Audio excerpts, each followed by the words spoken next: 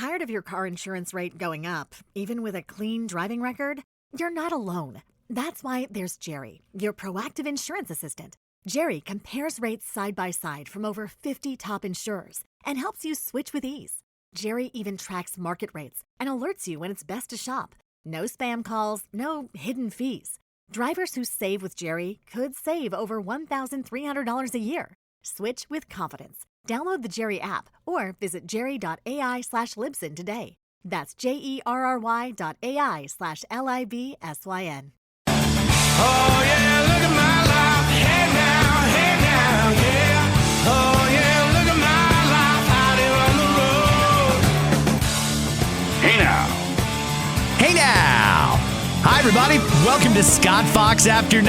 I've got a jam-packed edition for you here, including a full update on yesterday's Canadian Spring Economic Update. I'm finding, depending on where you're getting your information, whether it be from television news, radio news, print media, or digital media, you're getting a different synopsis of how good or bad that update yesterday was. So today, we're going to try and sift through it. But before I get to that, I want to do a couple of lighter things. I'm going to focus in a little bit on sports, and I'm going to start by doing a little history lesson.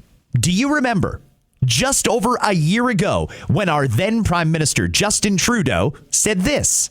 And yeah, we're probably going to keep booing the American anthem. We're going to keep booing the national anthem, are we? Okay.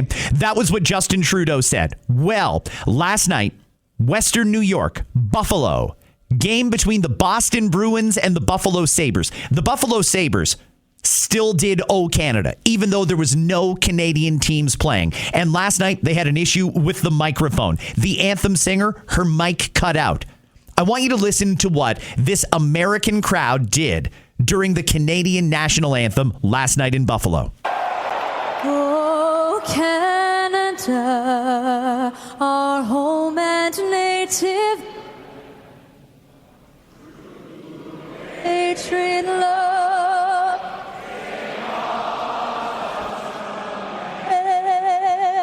With glowing, we see such a strong and from far and wide, okay, and on guard. That's all I'm going to do. Almost enough to bring a tear to your eye.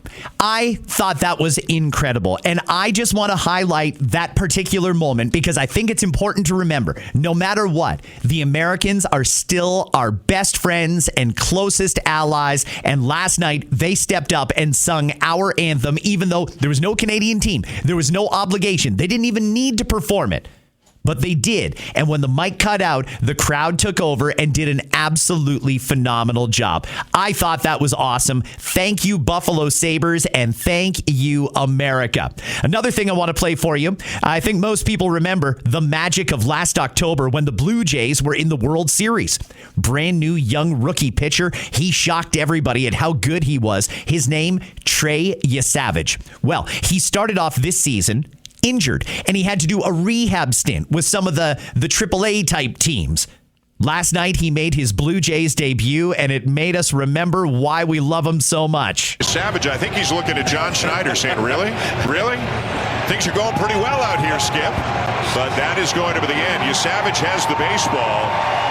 And, you know, he got some pretty loud ovations in October, so I'm not sure this is going to rival that. But he's about to get a pretty good one right here. With good reason. Man, you just know he's going to be our future ace, right? Standing ovation for your first start of the season. I don't know. Is that good? Is that good? You tell me. 3 hits, no runs. Welcome back, Trey Yesavage. It's great to have you.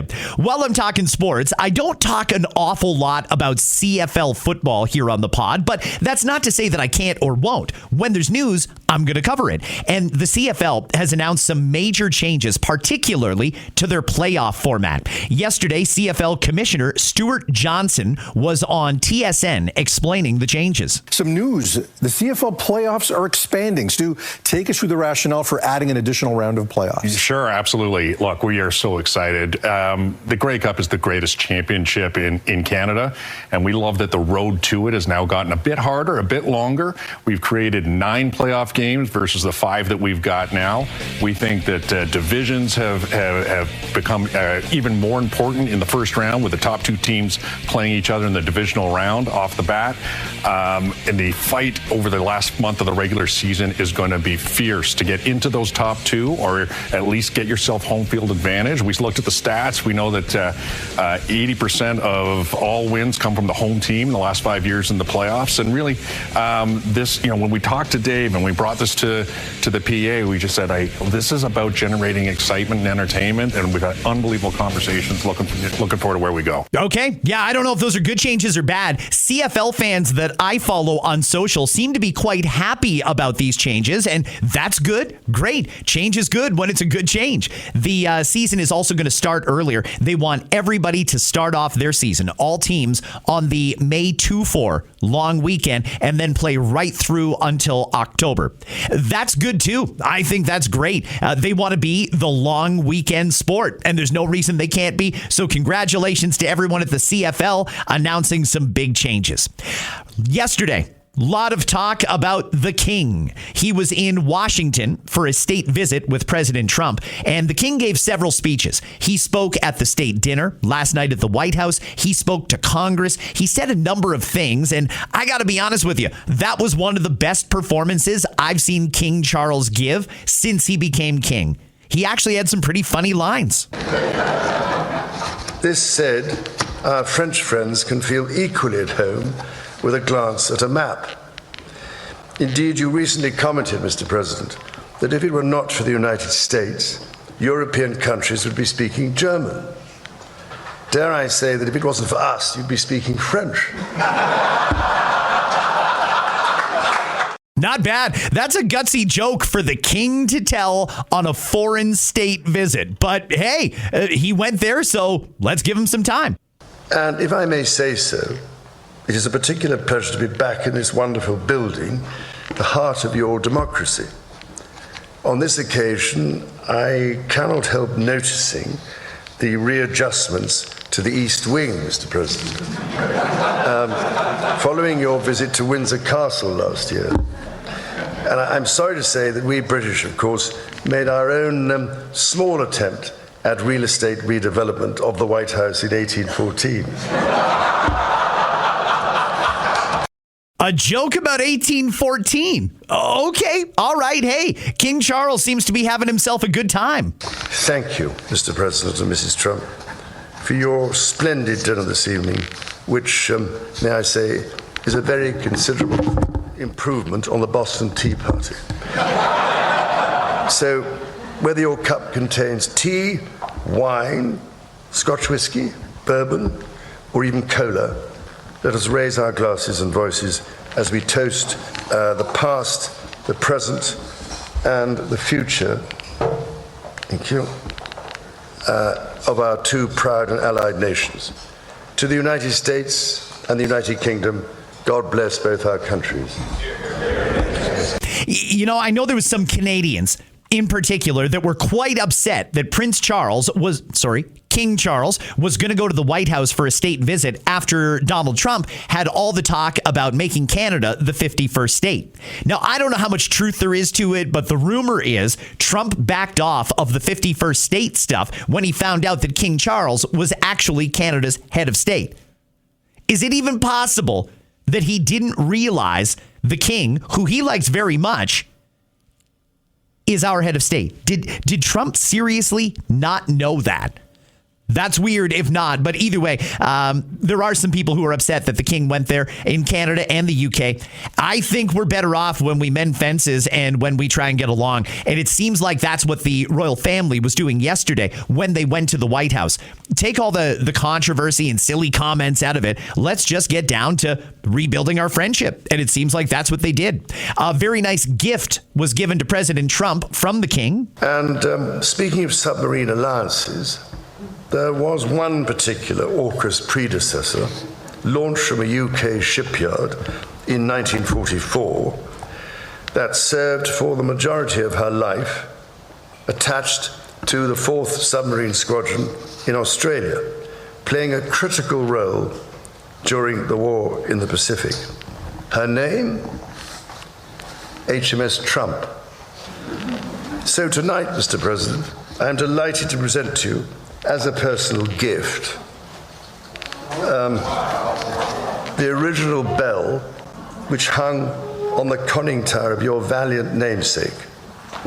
May it stand as a testimony to our nation's shared history and shining future.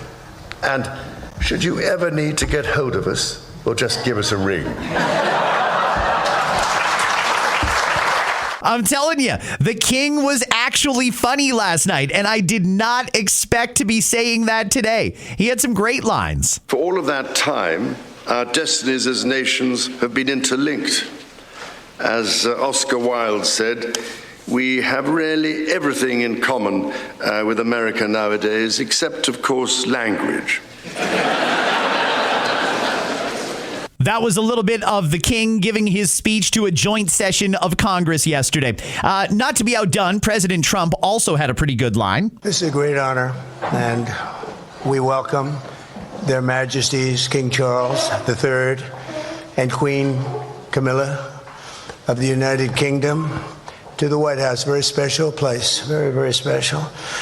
And I also want to, before we really begin, I want to congratulate Charles on having made a fantastic speech today at Congress. He got the Democrats to stand. I've never been able to do that. I couldn't believe it. I couldn't believe it.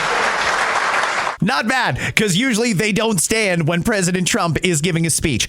All in all, very nice, I thought, to see the royals at the White House. I think it's good that it seems like we're starting to make a little bit of progress in solving our differences. And I know that a lot of it originates around trade, but there's also security issues and more. It really seems like at least the head of state for the UK and Canada, King Charles, wants to mend fences and have a good relationship with the Americans. And hopefully our political leaders in the UK and in Canada see it that way as well.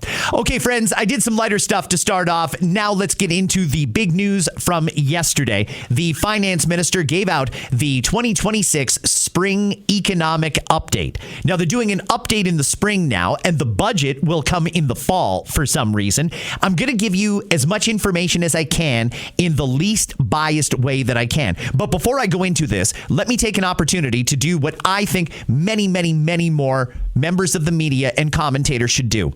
Declare a bias. I am a conservative.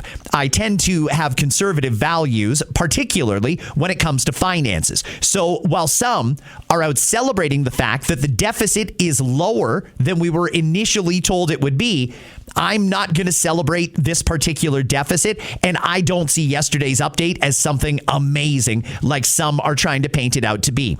So let me give you the top line numbers here before I get to the finance minister. The 2025-2026 deficit. This is how much more we're spending than we bring in. The deficit, $66.9 billion. Now that is down from $78 billion, but let's keep in mind, this is still $66.9 billion every year, more that we're spending than we bring in. Next year's deficit for 2026 and 2027, that will be $65.3 billion. And by 2029 and 2030, $56 billion deficit. When it comes to our debt to GDP, 41.1% now, going up to 41.9%. The government, they've got to plan this with a lot of uncertainty out there. And one of the most uncertain things is the employment situation. We have no idea how many Canadians are about to lose their job. Now, there is news about the job situation in this fiscal update. I'll get to that in just a sec. Right now, François-Philippe Champagne, Canada's finance minister. Those are serious times, and Canadians expect us to be good stewards of our economy and manage our public finances with thoughtful fiscal discipline. Speaker, this is the essence of being a strong fiscal manager, to make sure that we make the right decision, Mr. Speaker. to ensure not only benefits today but for future generations. Mr. Speaker, our economy is resilient, driven by GDP growth, rising incomes, and obviously more jobs. Let me be clear, Mr. Speaker, this is good news for Canadians. It reflects a stronger, more productive economy. And we have made this happen through pragmatic and targeted investments, to making Canada the most competitive jurisdiction in the G7 for investment, including to the productivity super deduction, and through our trade diversification strategy, Mr. Speaker. And we have ensured that as revenues have grown, two-thirds of this increase over the past year has been directed toward affordability measures that make a real difference in the lives of Canadians. This is the true essence to be Canadian, Mr. Speaker. Okay, the finance minister obviously very happy with what he is about to announce, and I'm going to skip over a lot of that. He's a little difficult to understand, if I'm being honest, and frankly, I think I can give you the information in a much more succinct way than the pomp and circumstance surrounding a kind of budget day in Ottawa. So again, the deficit this year went from $78 billion to $66.9 billion. That's $66.9 billion deficit. Crazy. When it comes to new spending, a total of $37.5 billion. Workforce and trades. They're spending $6 billion to train 80 to 100,000 trades workers. They really want people in the trades. You know, I've been talking about this for a couple of weeks, ever since Doug Ford in Ontario announced the cuts to OSAP. And at the time, I speculated the reason Doug is doing that is not because we can't afford to continue on with funding OSAP the way we were. It's because they're trying to force low-income students into the trades. That's just a reality. And I personally don't think it's for Doug Ford to decide that poor kids, quote unquote, should be going into trades and rich kids should be going into university so they can get those, quote unquote, white collar jobs. I'll never say a bad thing about the trades. It's a noble profession and it pays well and it generally comes with a lot of job stability. But frankly, it's not for everybody. And unfortunately, the haves are going to go to university. The have-nots are going to go into the trades. And this $6 billion to train 80 to 100,000 trades workers is just proof. This was a plan all along, and there's no other way to see it. Like I said, I speculated it when Doug Ford announced it, and now it's all but confirmed. When it comes to housing, mortgage rule changes to encourage multi-unit construction, and there's going to be more financing flexibility for density projects. That is just handouts for builders. When it comes to energy and industrial policy, there's going to be tax credits for carbon capture, LNG, and clean energy projects because, of course, this government is still very much rooted in environmental ideology. Then there's that sovereign wealth fund. If you haven't heard about that, I spent a fair bit of time talking about it on yesterday's episode. This is the $25 billion Canada Strong Fund. That's going to invest in, they say, infrastructure, energy, and tech. But it's $25 billion.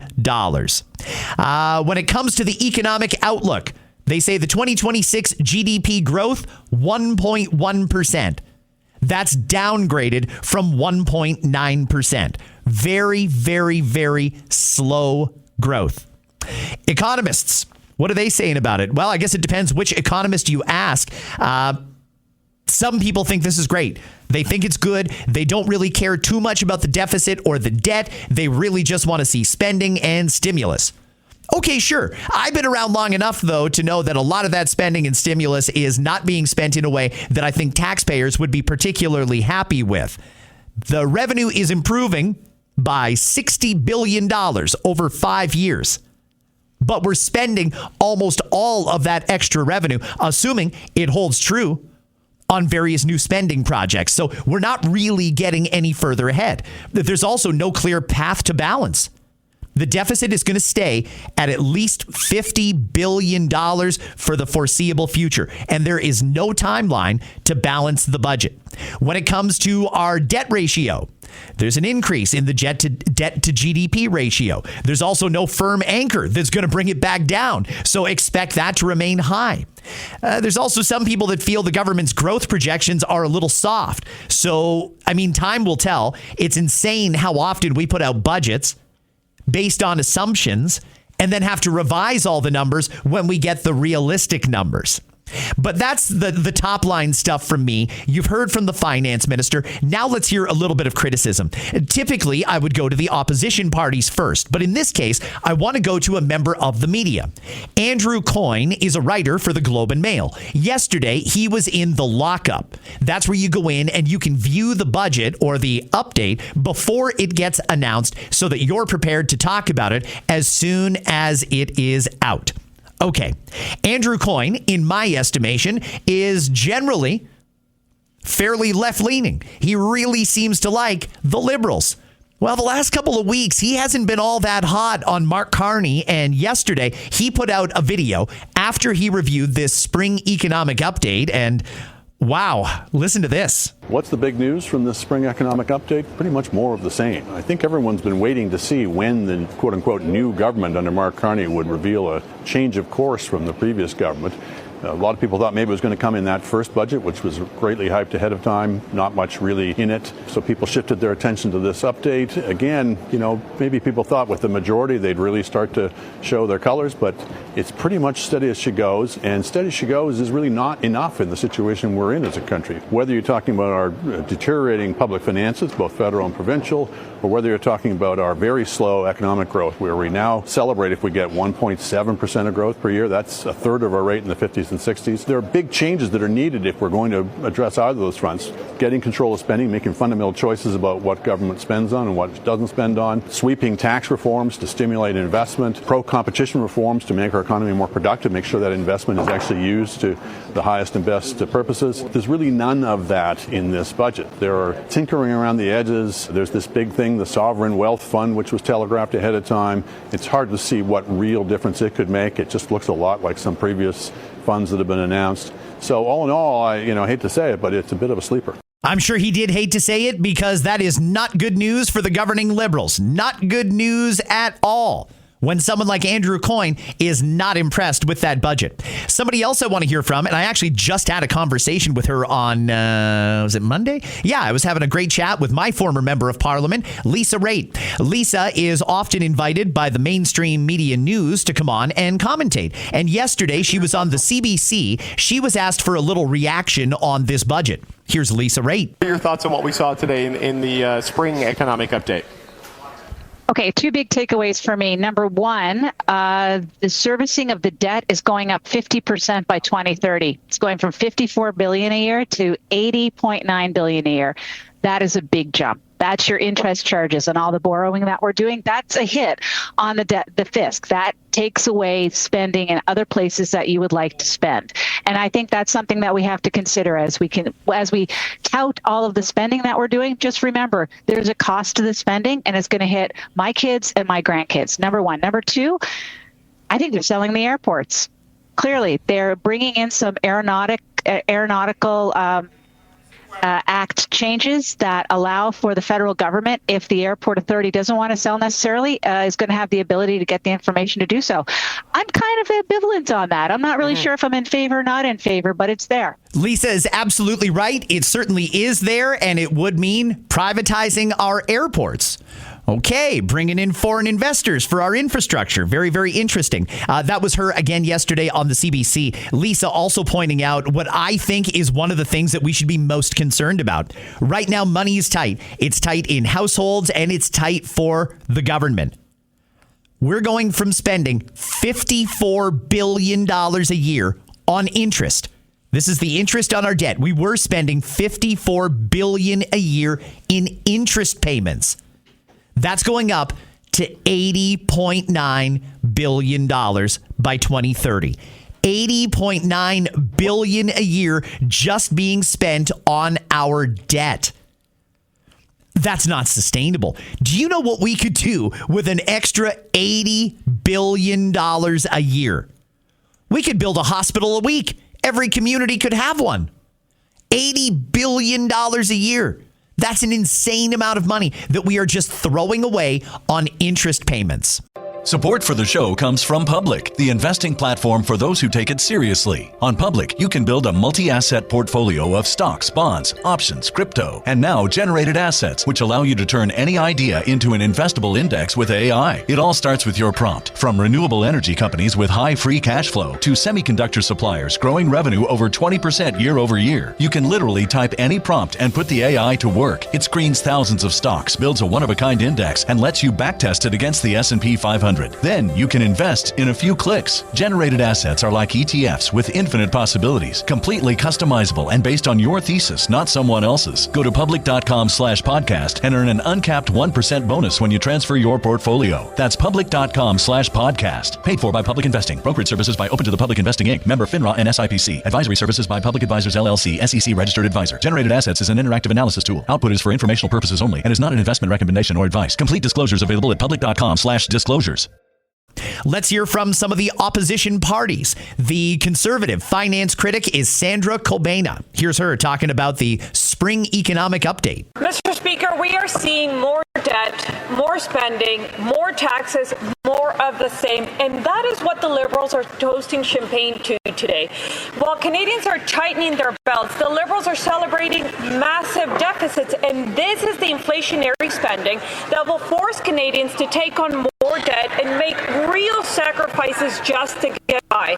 So we have quite the contradiction.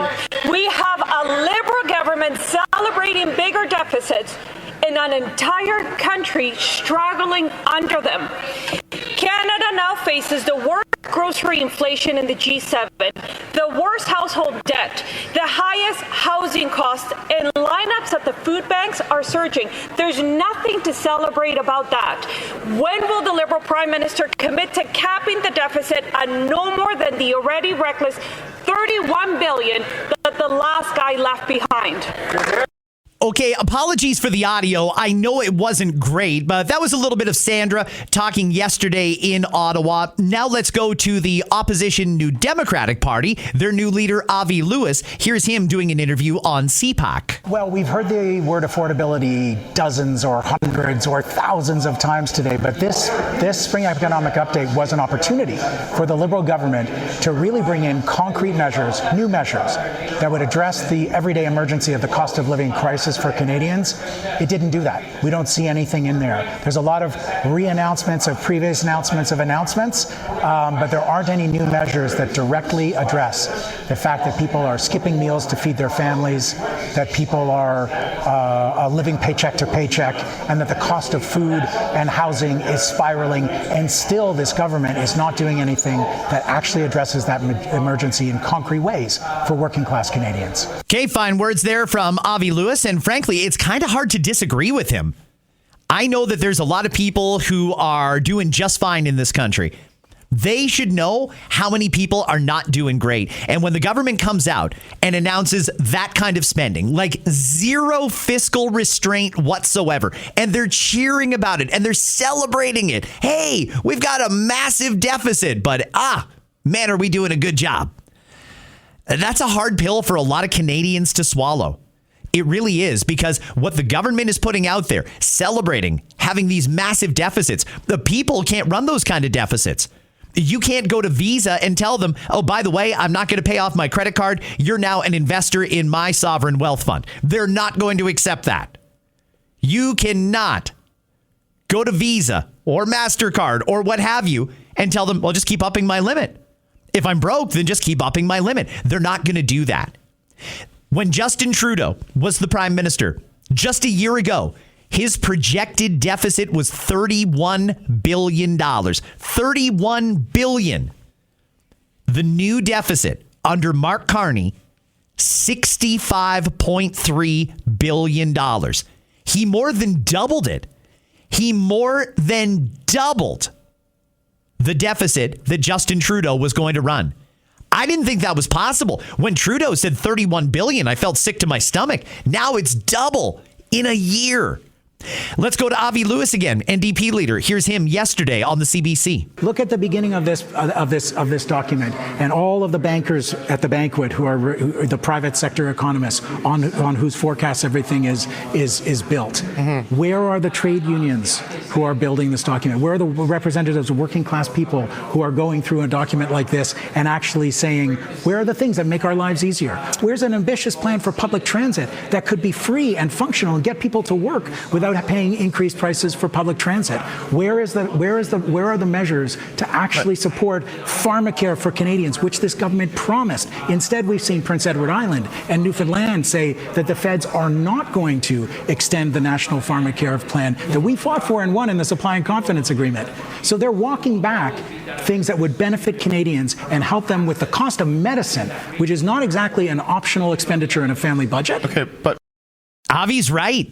There's not a lot in here that is good for the regular run-of-the-mill average Canadian. Avi actually had an interesting idea, too. He was talking about the fact that all kinds of bankers and corporate types signed off on this. They gave their input and their economic forecasts, and their forecasting is what the government uses to put out the numbers.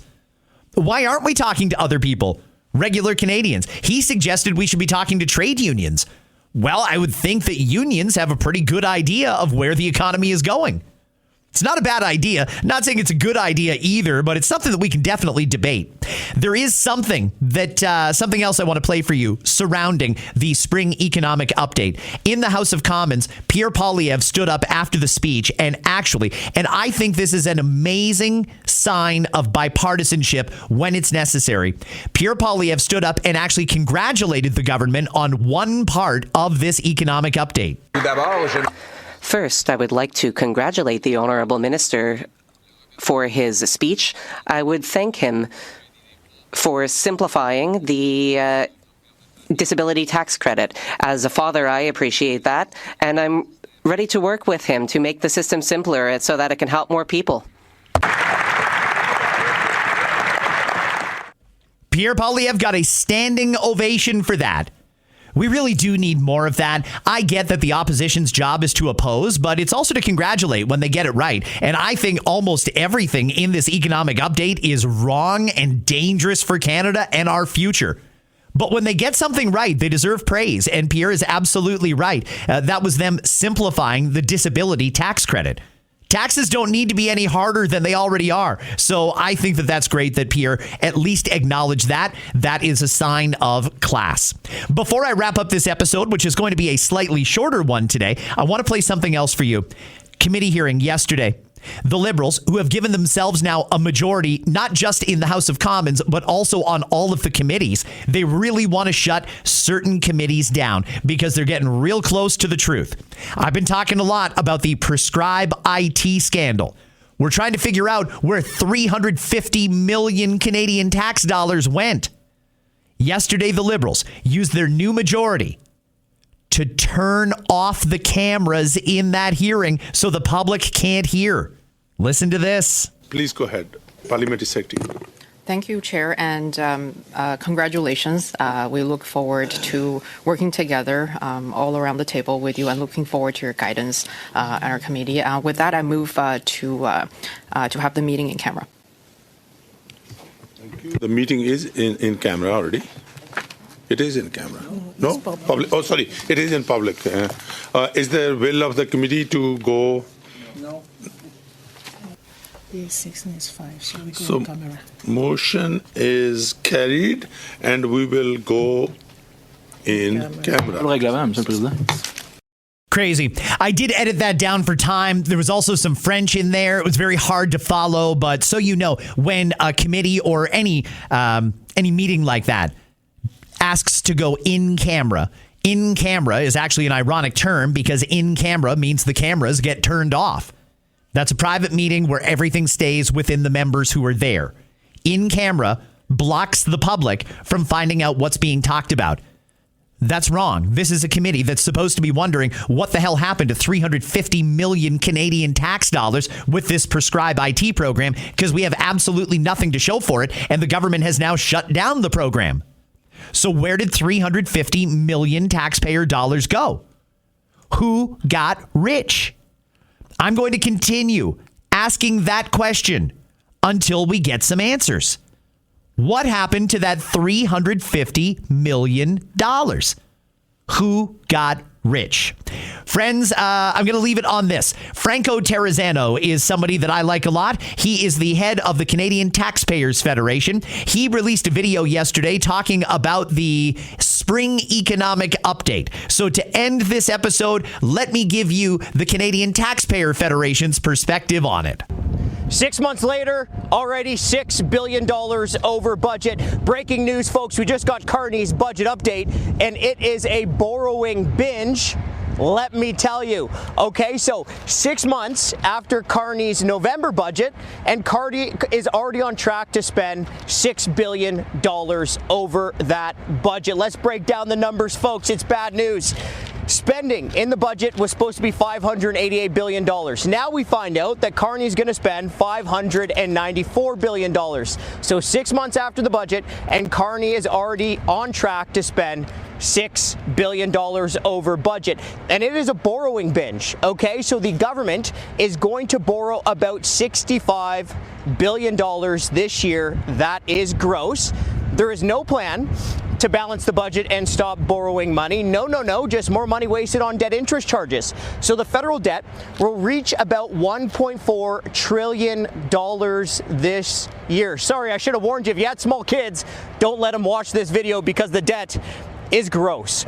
Now, more debt means more money wasted on interest charges, and they're wasting a whole bunch of your money paying interest on the debt.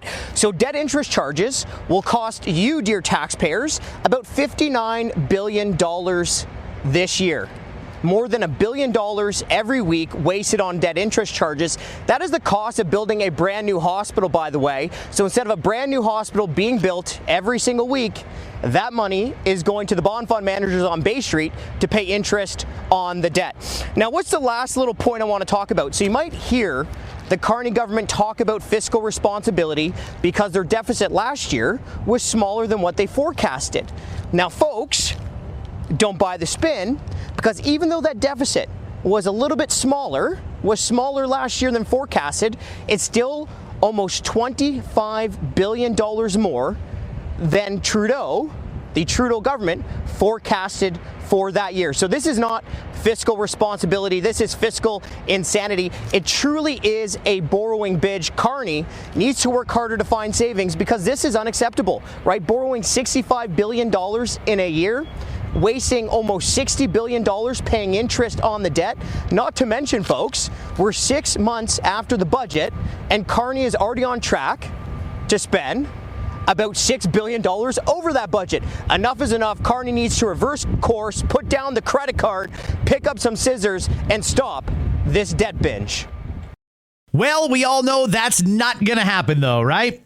He's going to go ahead with this kind of majority government that he's got, and we will continue to go further and further and further into debt. $60 billion in interest charges, going up to $80 billion in interest charges. It's just not sustainable, everybody. It's not. To wrap up this episode, though, and this is breaking as I wrap up recording, the Bank of Canada has maintained the interest rates at 2.25%. That is no change. You know, this is just more of bankers trying to get bankers rich. That's all the Bank of Canada is doing. They know that Canadians are struggling. They know that our economy is teetering.